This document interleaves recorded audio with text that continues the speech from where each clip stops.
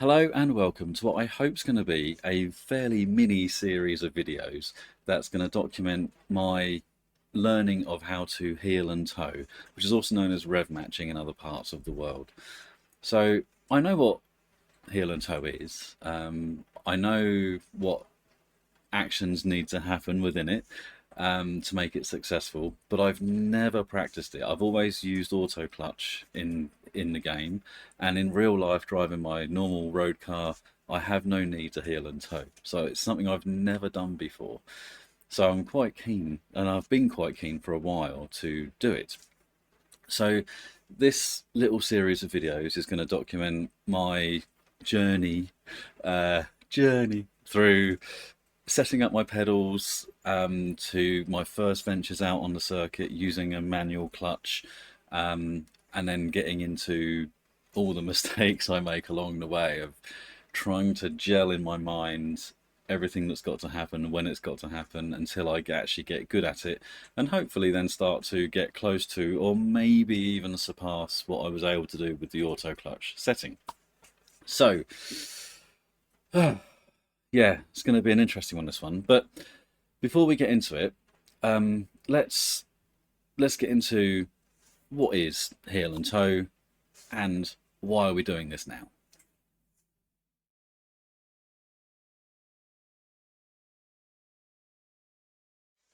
You may very well be sitting there thinking to yourself, what the hell are you talking about, buddy? And that's totally fine, that's fair enough. So I should really explain what is heel and tow, or rev matching as it's otherwise known. So heel and tow is a driver procedure that is used on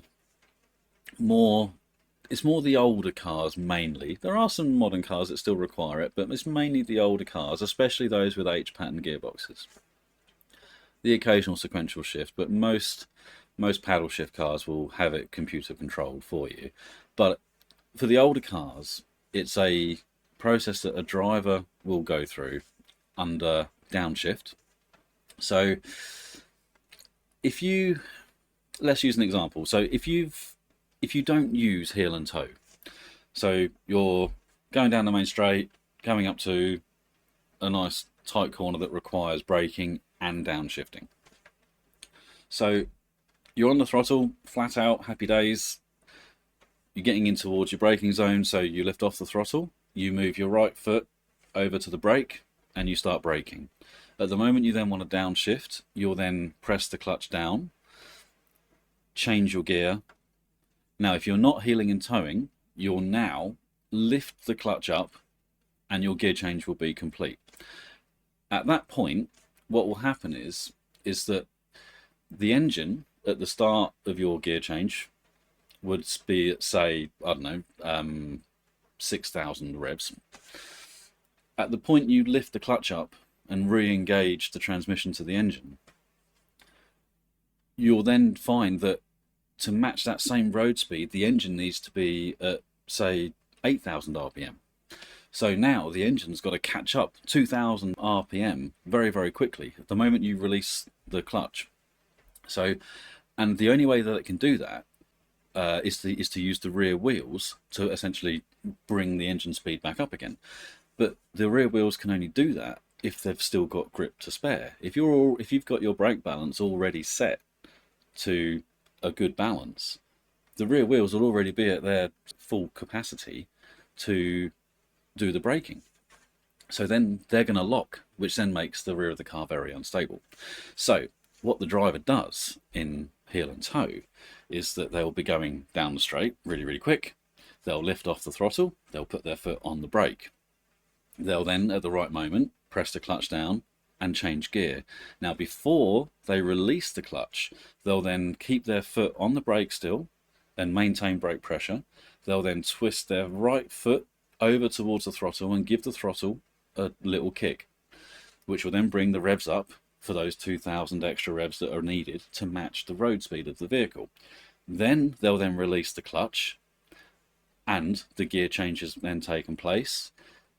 The transmission's re-engaged with the engine, and it's all happened very smoothly because now the engine is already up to the 8,000 RPM that's needed, and the rear tyres can focus on the braking ability that's being asked of them, which then makes the braking phase a lot more stable. Now, really skilled drivers can use that to their advantage, and they can change the balance of the car according to the type of corner that they're in, and maybe they want the car to be a bit more unstable to help it turn, so they won't rise the revs quite as much, so then it moves the brake balance revs a little bit, and they can use it to their advantage. Yeah, so it's a very, very, very open-ended skill, and it's one that I don't think you ever reach full knowledge of. So yeah, I think there's always going to be room there for improvement, but that's what it is. It's a very, very skillful process, and one that I'm dead keen to learn. But why am I wanting to learn it now? Well, it's one I've wanted to learn for a very, very long time, but it's never really been at the top of my list. There's always been something else I wanted to do first.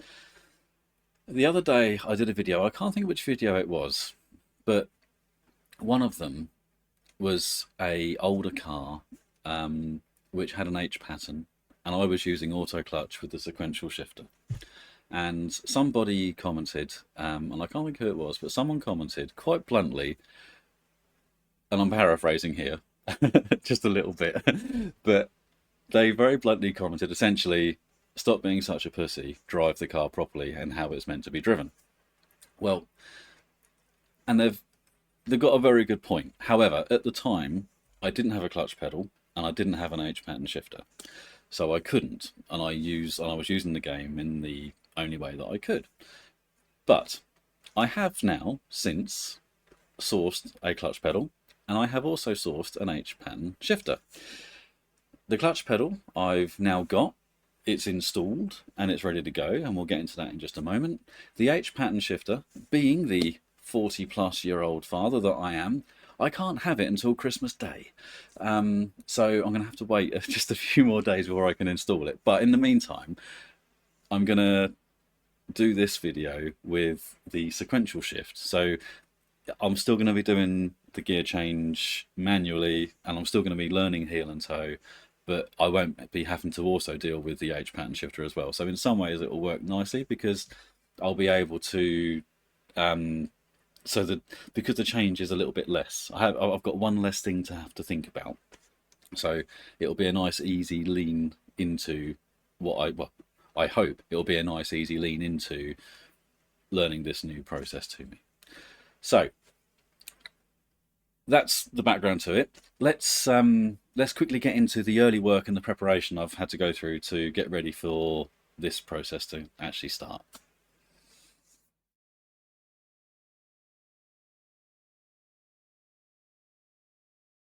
So this bit's quite detailed.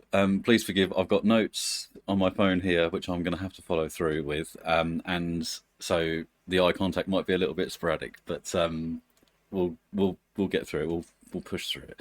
So this process here started a number of weeks ago. So and it started with something really, really silly. So normally I use socks, but now I'm using boots, and I'm wearing boots. These are 20 years old, from back in the days when I tried karting, and yeah, learned quite quickly that you'll notice they're not very well worn. It didn't take long for me to realise I don't like karting. So I've started using boots because the act of doing heel and toe without them on is going to be very sore on the side of your foot. So you end up using this part of the boot or foot a lot, and even these might need to be changed because they may be uncomfortable around that area there, but we'll get to that another time. But it started a while ago by me switching from driving in socks only to using boots, which is a bigger change than you might realise if you're sensitive to that sort of thing. I have also now sourced and installed a clutch pedal on my pedal set now. So my pedal set is a Fanatec CSL Elite V2 pedal set, and I shall show you those now. So this is literature from the Fanatec website. and this is the pedal set that I've got. And you can see there that so you've got two bolts holding each pedal in place, and you can change the position left and right to suit your own needs. Now I have got my pedals set like this, so you'll see there that the clutch pedal on the left has a bigger gap between the brake pedal, so basically the throttle pedal and the clutch pedal are as far apart as they can be, and then the brake pedal has been offset to the right towards the throttle pedal to get them a bit closer together. The pedal set, you'll notice as well, doesn't have any, if I go back to the previous one, so it doesn't have any forwards or backwards changes, so you can move them left and right, but you can't move them forwards and backwards, which is a little bit annoying, because as you can see here, this is my pedal set now. If you take a straight edge across the pedal faces, the brake pedal by standard and default is ever so slightly further forwards compared to the clutch and the throttle pedal there. So the throttle pedal is on your left, clutch pedal is on your right, and then the brake pedal is obviously in the middle. So they but when you press the clutch pedal down, it goes much further forwards. But before we get into that, so it's worth noting here that I don't run my pedal as standard. So if you look at the brake pedal there, you'll notice that there's a blue spring and there's also a black spring. Now normally one of those springs would also be another rubber elastomer, but I didn't like the way that it felt. I prefer to have a longer throw from the pedal. It made it feel more natural to me, so I've put the optional spring in the unit as well, which means that my pedal throw is also further than standard as well. But if we now go to the image that shows it when it's fully depressed, so with the straight edge now going across the throttle pedal and the brake pedal and the clutch pedal, sorry, you can see there's probably about a 12mm gap there between the face of the brake pedal and that straight edge there. So the problem with that is that it makes it then very difficult to then reach over and press the throttle pedal a little bit. So what and because I can't move the throttle pedal rearwards or the brake pedal forwards, I can't bring that offset. So what I want to achieve is I want the face of the brake pedal to basically be in line, or as close to as possible in line with the face of the throttle pedal. So what I did is I made a quick template of the brake pedal face just in paper, and then I found some 3mm rubber and made 4 pads the same shape as the template, and I've stuck them together with carpet tape. It's very Heath Robinson. I've just stuck them together and basically made a 12mm thick spacer, which I can then stick to the face of the brake pedal.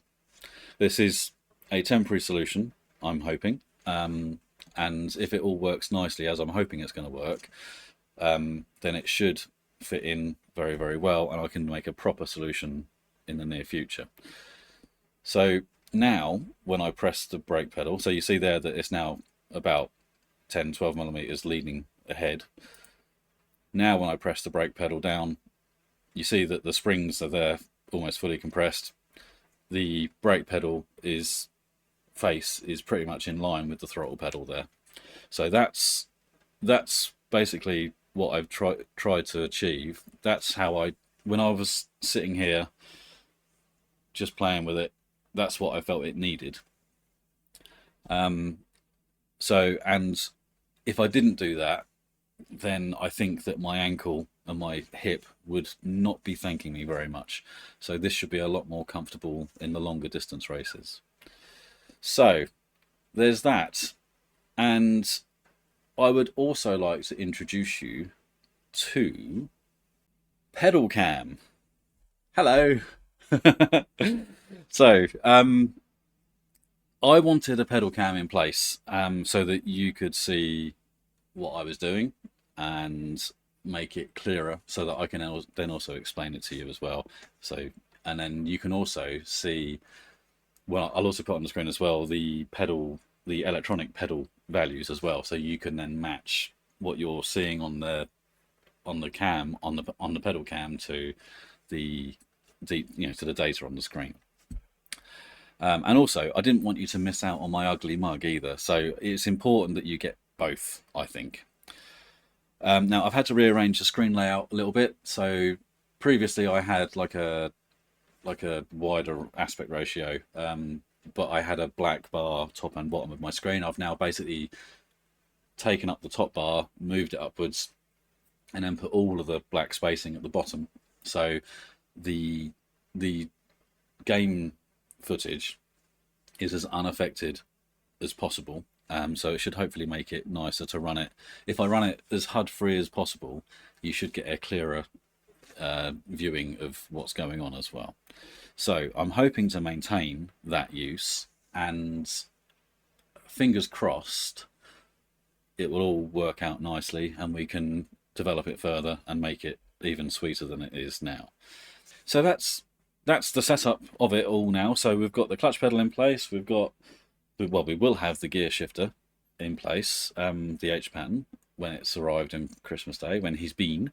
And then we've got the camera in place so you can see everything. I think that's pretty much it. So how are we going to use this stuff now? What's the plan? Let's get into that now.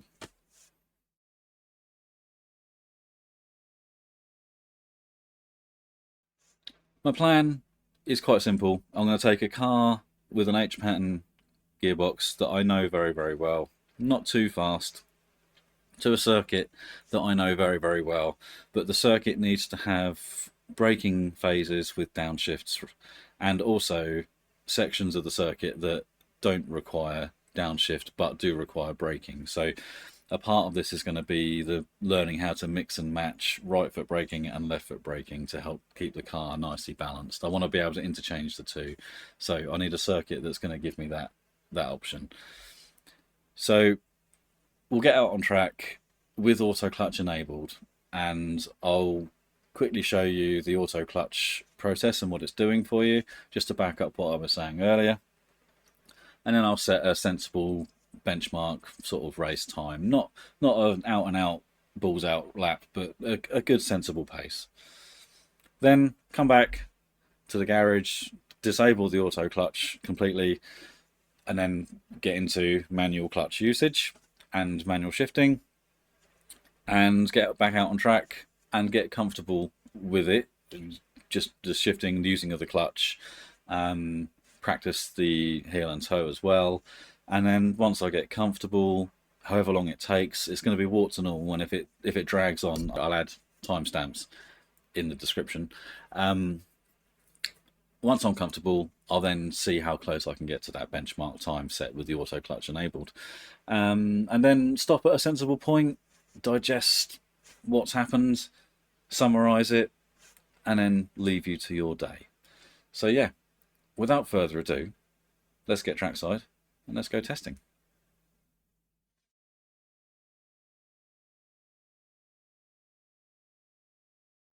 Okay, here we are. We are at the Cavello short circuit. It gives us a nice combination of corners that require braking downshift combination, and also corners that just require braking no downshift. So I get to practice right foot, left foot braking as well. I suspect that's going to be a bit of a problem for me. Not so much doing one or the other, but doing a mix and match of the both of them to make it work in my favour. And I think you're going to have to learn how to swap between the two to get the full benefit of doing heel and toe. So we're in the Mini Cooper. It's a car I know really well. It's a nice, safe car. It's not going to lock the rear wheels. It's going to give me the opportunity to find out what I need to find out without too much frustration, I'm thinking.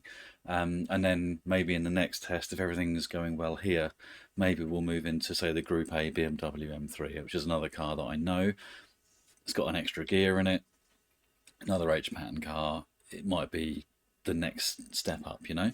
So let's just come into options, just so you can see automatic clutch is on for the moment. So what I'm going to do, I'm going to jump in the car, and we'll just right, so we're going to jump in the car, and then we will do a couple of laps, and I just want to show you a couple of bits and pieces, nothing major. So we're in the car now with auto clutch on, ignition is off, so let's put the ignition on, start the engine.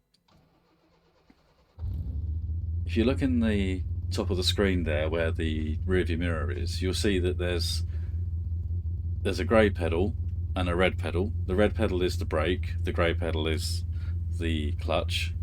There's the throttle there. With auto clutch enabled, with the engine running, sitting at idle, the clutch is defaulted to being fully depressed. And you see that my foot is nowhere near the clutch pedal. I'm not touching it at all. If I now go into gear, the clutch is still enabled, brakes are now off. If I just move the throttle a little bit, you'll see the clutch there. So as I'm moving the throttle up, the clutch is coming down. And that's the game doing all of that. And then as I get to a certain speed, you'll see the clutch disappear. So now it's fully engaged. Now the transmission and the engine are now working together. And you see there, when I'm changing gear, the clutch, I'm not touching the clutch at all. It does that for me, yeah? And when I change down, you'll see the throttle pedal and the clutch come on together. You look. There you go. Right, so if I go to third again, right, foot is nowhere near the throttle, as you can see. See that? Where the throttle pedal flickers on, you get to see that. And it's not me doing that, that's the game doing that for me.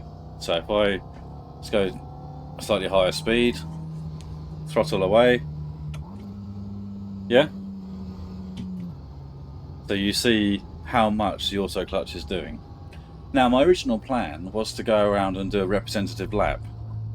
However, I can see I've been here before with this car, and my absolute best lap I've ever done around here is a 43.0. Now I don't know if that's a qualifying lap, I'm not sure. It certainly isn't TT, but either way, a 43.0 is the absolute best I can do in this car. So rather than spend time trying to replicate a time, I'm happy to, if I can get within a second of that time, I will be very, very happy. If I can get to a very low 44, I will be really, really pleased. But I'm not expecting to get as low as that. But certainly, yeah, I think if I can get to the mid 44s, I'll be satisfied.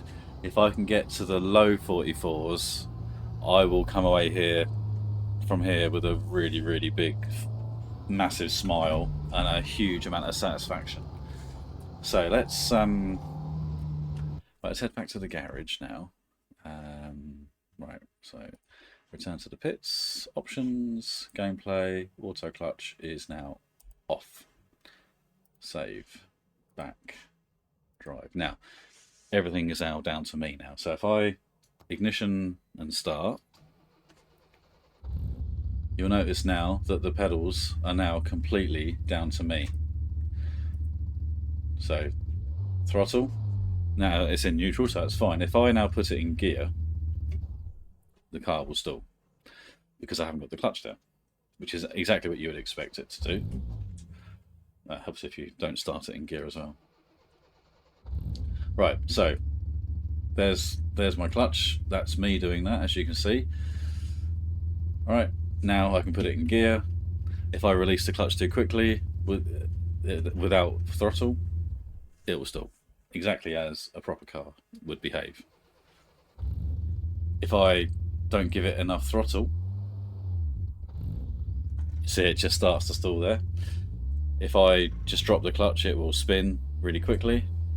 Now, something else to notice here as well, if you look at the bottom of the screen, in fact, actually, let's get rid of that HUD element now. We don't need that anymore.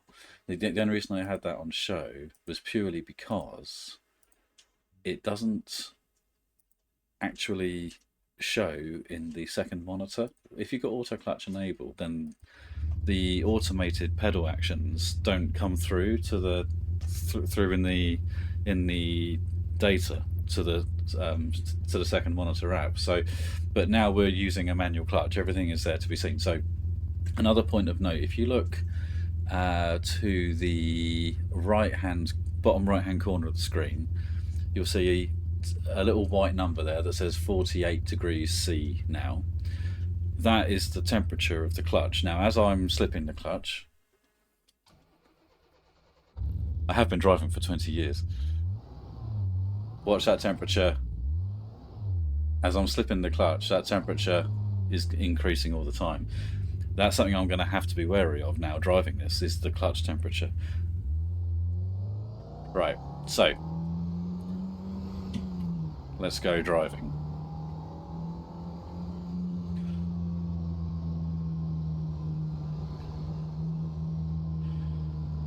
Now, I'm not going to be going balls out. This isn't what this is about. This is about, because although I've driven manual cars all my life, or all my adult life, all my game life has been spent with auto clutch. I've got a massive amount of muscle memory to unpick when I'm using this like this. So there's an awful lot for me to do here. Did you hear the revs drop then and then come back up again? So I didn't use the throttle to lift the revs. So if we downshift now, as soon as I re-engage the clutch, it doesn't like it, and that's basically the wheels, the driven wheels, then suddenly spiking and shooting and bringing the engine revs up to match the road speed of the car. So let's try a bit of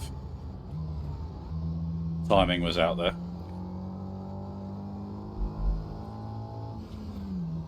Okay, right, let's just drive around for a bit. Let's see what we've got.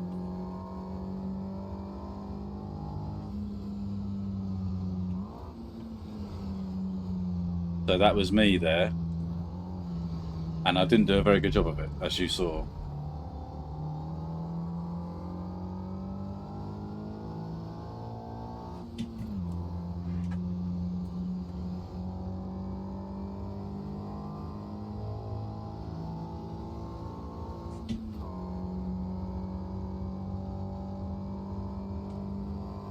So let's go down to third, second. Yeah. So the rear of the car was stepping out there. I've got, again, it's cold tyres and stuff, so no great surprise. Right, we need to push a bit, don't we? Otherwise, we're not going to be representative.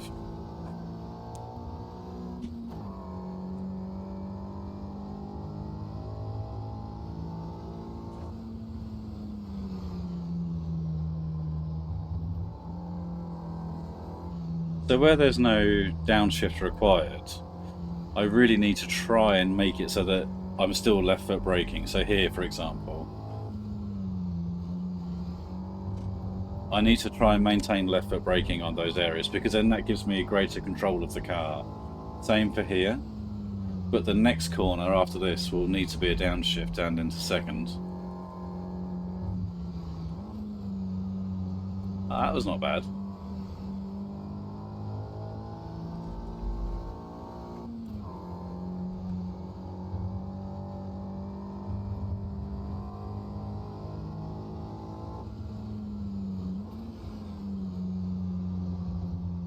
It's okay as well. That should have been left foot braking there. See, it's that changing between one to the other.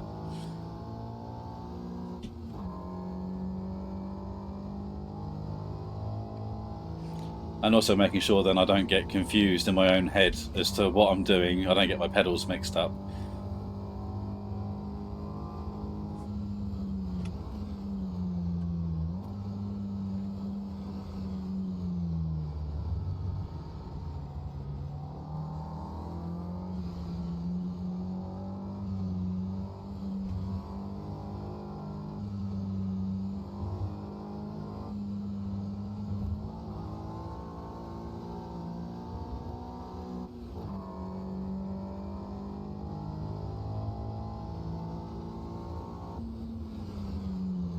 It's a bit late deciding which foot to use. Then it's a completely different way of going about it.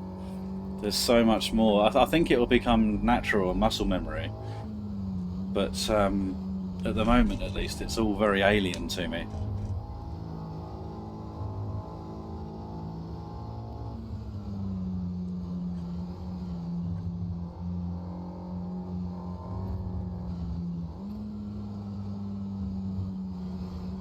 So when I'm downshifting on the brakes, my brake is being pressed by the big ball of my foot below my big toe.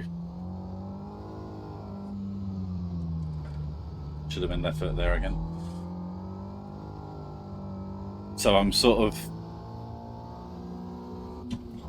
like, and then doing, so I'm pivoting on that part of my foot, and then doing that with my foot to locate it onto the throttle pedal.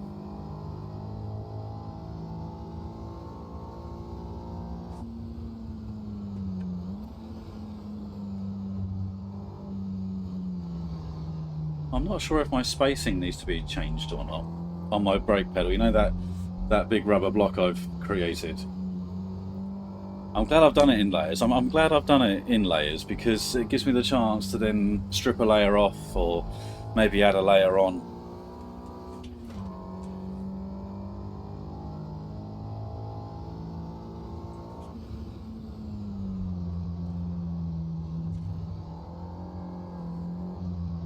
I've really missed my Mini. I haven't been in this car for so long. I absolutely love this car.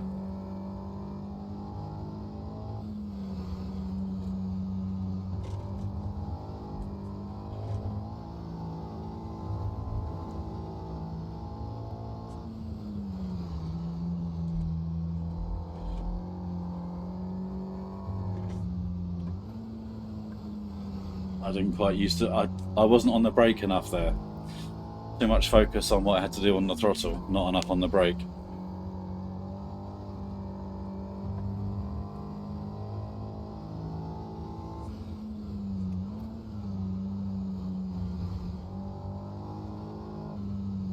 Use my right foot again.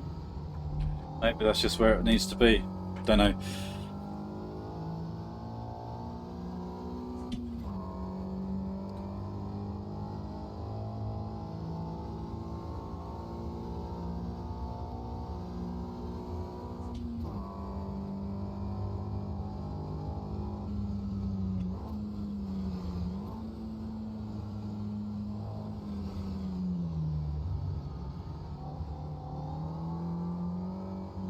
Quite balance the car right there. Do you see the rear of the car just sort of moving around a little bit?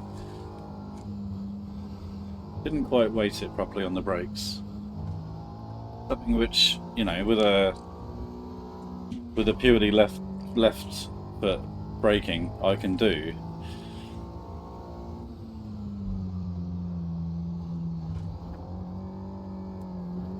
I seem to have better control over the car with my left foot currently. I guess that's just practice and muscle memory.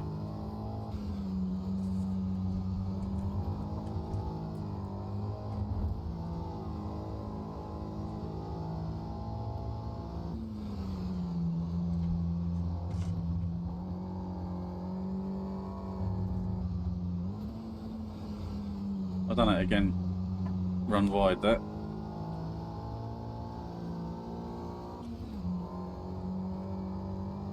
Yeah, so I need to make sure that I put the focus on the braking, not the throttle.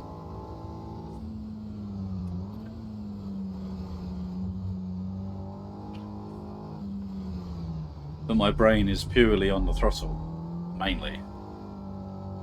Sorry, mainly on the throttle, not purely.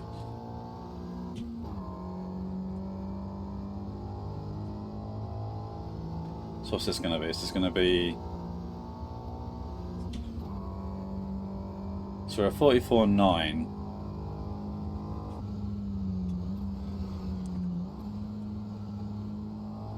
So we're about a second off where I'd like to be.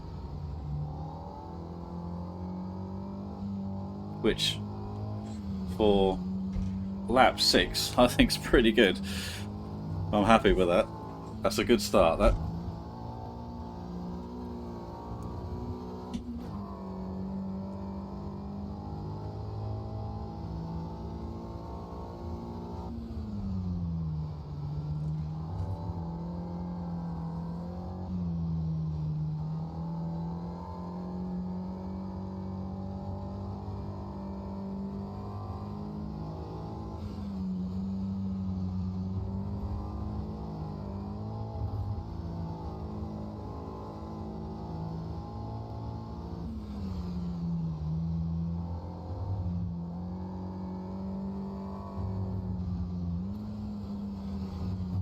Bit more brake that time, bit better.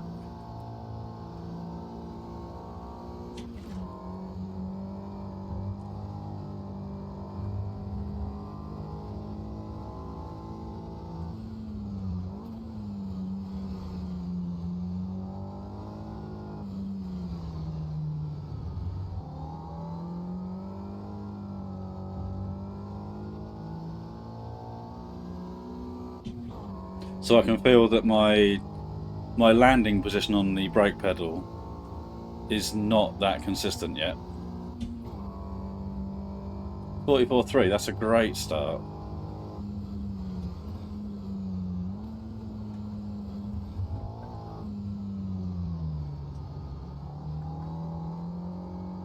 Just a little wiggle from the rear there.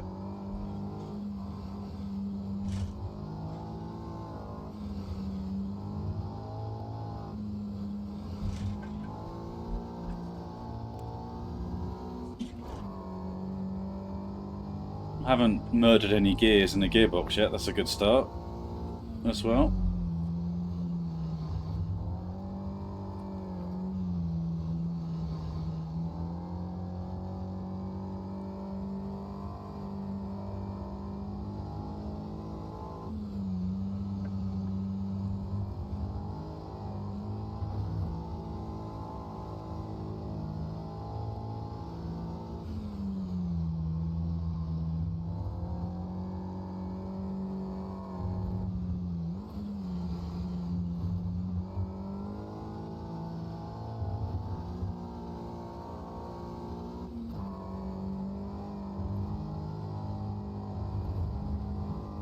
Nice and consistent so far as well.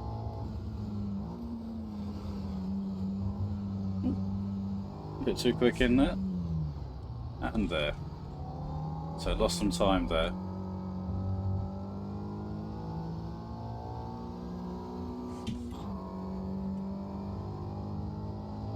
Yeah, I think if I do 5 or 6 fuel tanks of this, don't worry, I'm not going to make you sit through 5 or 6 fuel tanks, but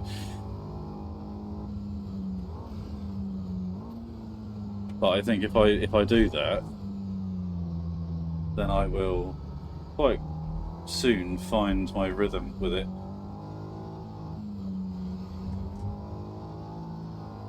And get rid of that inconsistency. And also, over time, unpick that muscle memory I have of using auto clutch for so long.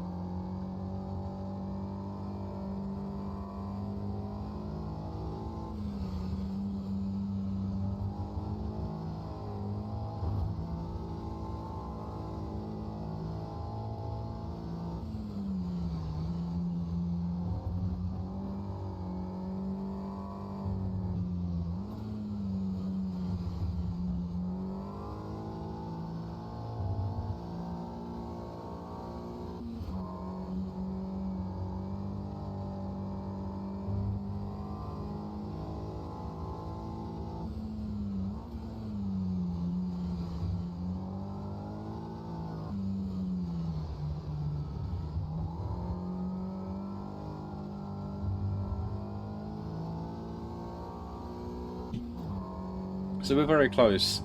Been quite consistent as well, which is really encouraging for such an early stage. I didn't expect it to be as consistent as this at this stage. But we are a few tenths shy of where I'd like to be pace-wise.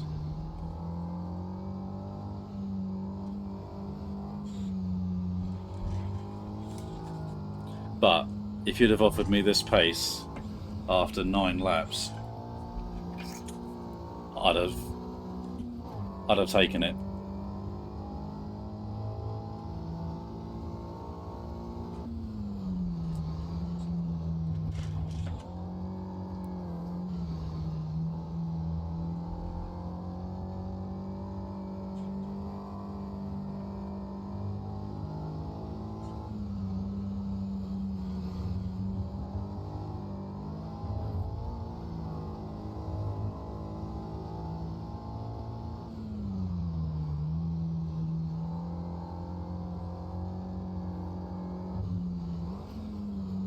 I don't feel I'm really using all of the braking ability the car has got yet.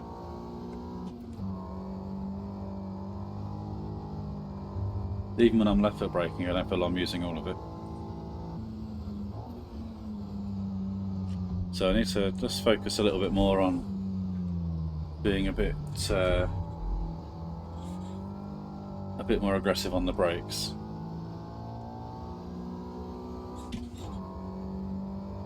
This is good though. It brings such a different element to the game.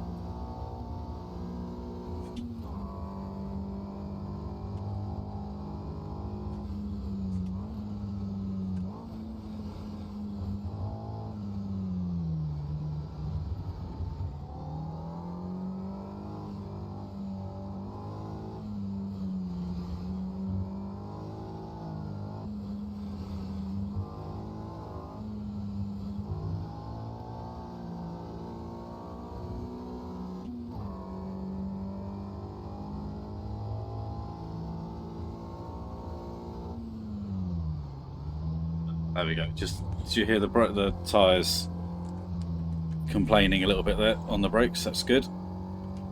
Hugged that apex nicely.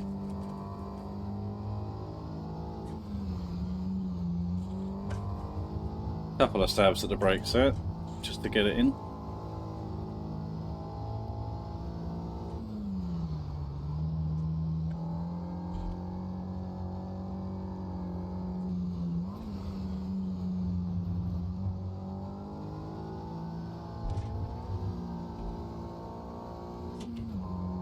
Not so consistent on my driving lines yet.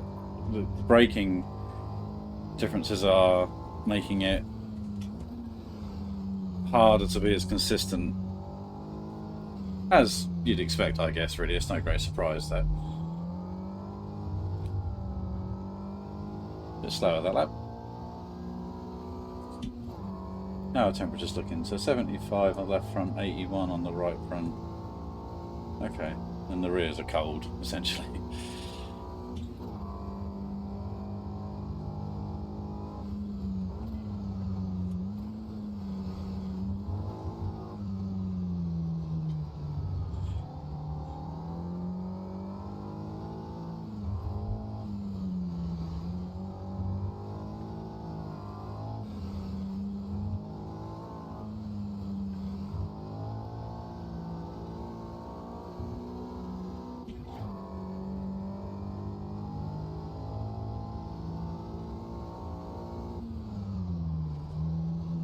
Turned in too soon.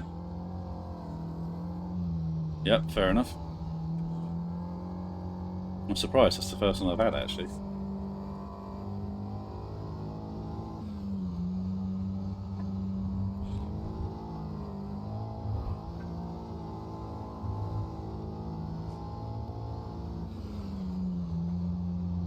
But it's becoming fairly second nature. It's not too bad. We're getting there.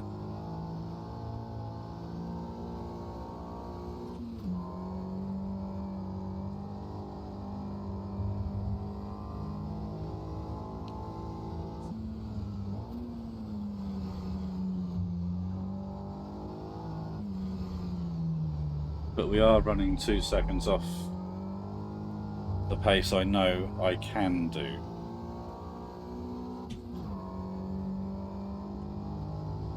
Well, not quite 2 seconds, but close enough.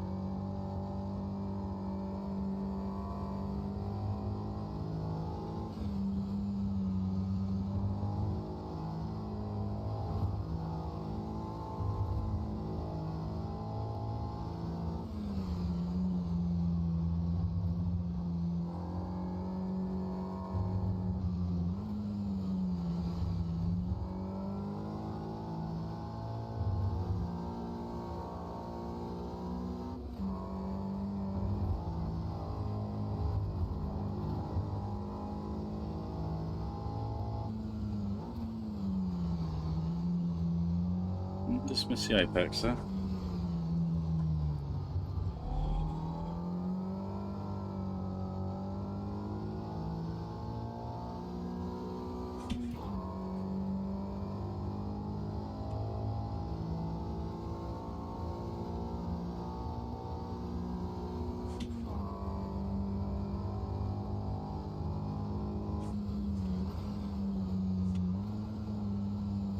See, I can carry more speed into that first corner. I think if I just change down into third for the first part, and then before I get to the second part of it, switch into second then, I think I can carry more speed through the first apex. It's just a question of can I get my footwork in time to actually carry it out without getting in a fumble.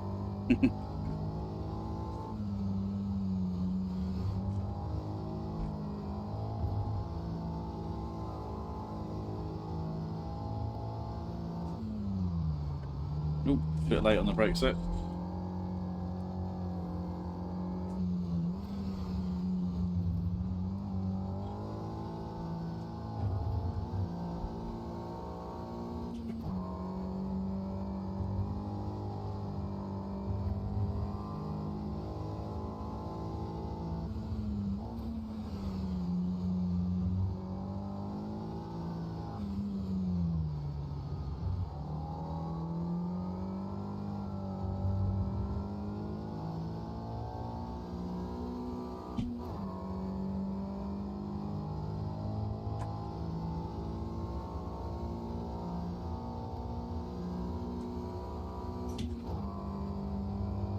Let's try it.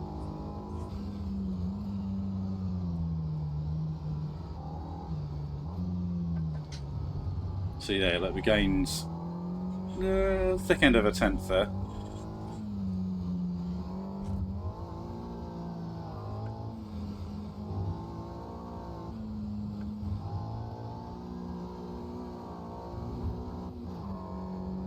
Yeah, I need to work on the footwork, really.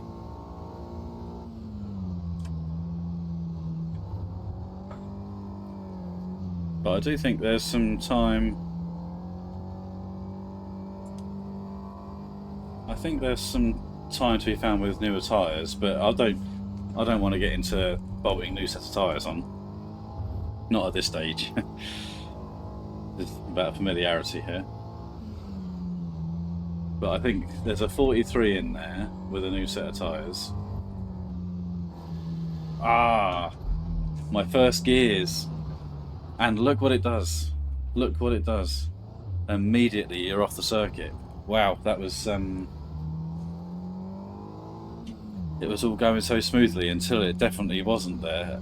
And all that was just me. I think I shifted before I had the clutch fully down. I think that's all it was. Let's try going into second without the clutch. See, at low revs it doesn't mind it. Okay, so because even on the manual car you can downshift, can't you, without the clutch? Let's go a bit faster. Mechanical nightmare. So yeah, at higher revs, if you downshift without the clutch, it won't like it. If you bring the revs right down, let's go down to say there. Nope, let's go down below 3,000. Below 3,000 it's okay, you can do the downshift.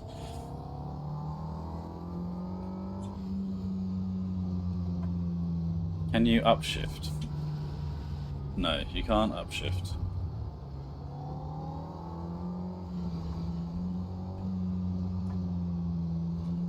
Right. Not that that's really helpful, because you're not really going to want to do that unless you've got major clutch problems. You're not going to want to do that. I mean, to drive like, you're going to have to drive very, very mindfully to do that. So if we just try that, let's get to the next downshift.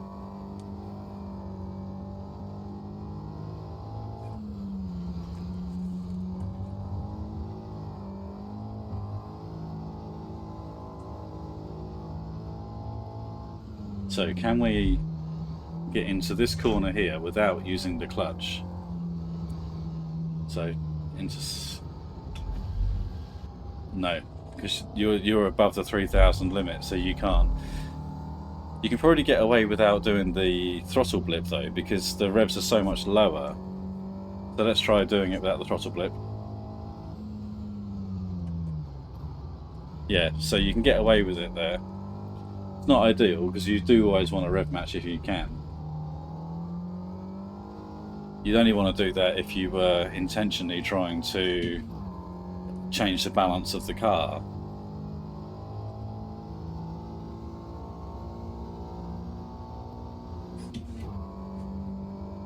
Yeah, this has been really good.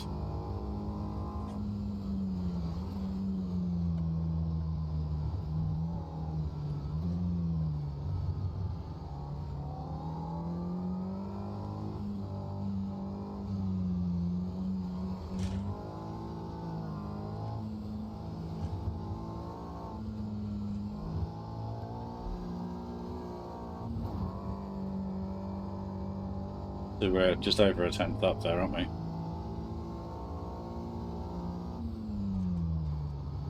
Lost it all there straight away.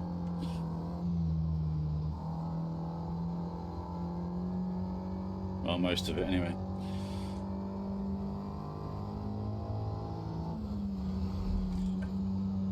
Yeah. A lot of consistency missing from me here.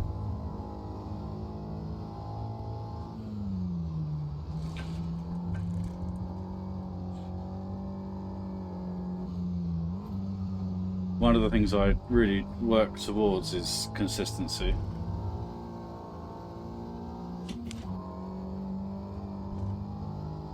And I seem to have lost... Well, actually that's not quite true, is it? Because the laps have been pretty consistent, even for such an early stage. But they're just not fast.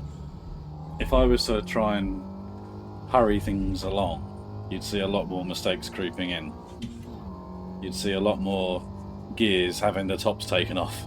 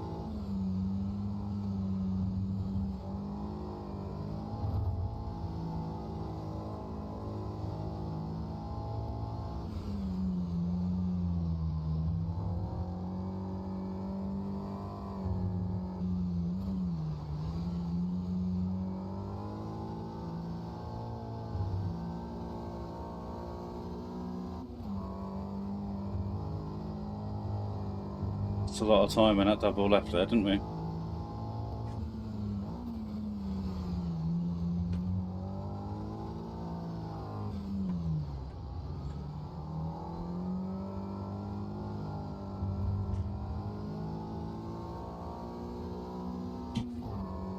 But yeah, okay, this has been really, really good. Very happy here.